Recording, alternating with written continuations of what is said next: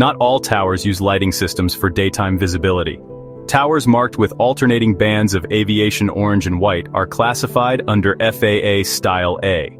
These towers rely on color and the contrasting paint bands to remain visible to aircraft during daylight hours, and maintaining that marking standard is a federal requirement. According to FAA Advisory Circular AC 77461, antenna structures requiring painting under this part shall be cleaned or repainted as often as necessary to maintain good visibility. Evaluation of the current paint status shall be made by using the FAA's in-service aviation orange tolerance chart. Over time, exposure to sun, wind, and weather can cause the paint to fade, reducing the tower's visibility. And that means it may no longer meet compliance standards.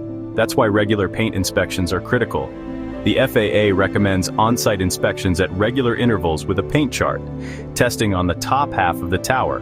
Where fading occurs fastest due to increased weather exposure, it must also be tested on two separate sides of the tower.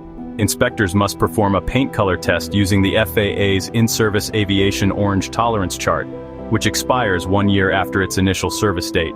This physical chart is held up to the tower's aviation orange painted surfaces to verify that the paint color still falls within the acceptable range for aviation orange.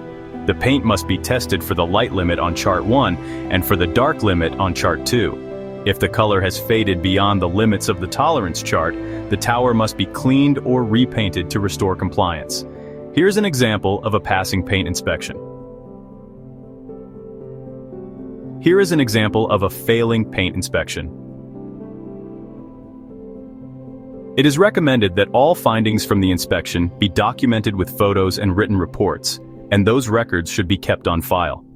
Failing to perform these inspections and not cleaning or repainting when necessary can result in enforcement actions or penalties. To stay in compliance, tower owners should build paint inspections into their regular maintenance schedules and take prompt action when cleaning or repainting is required. Need more compliance tips?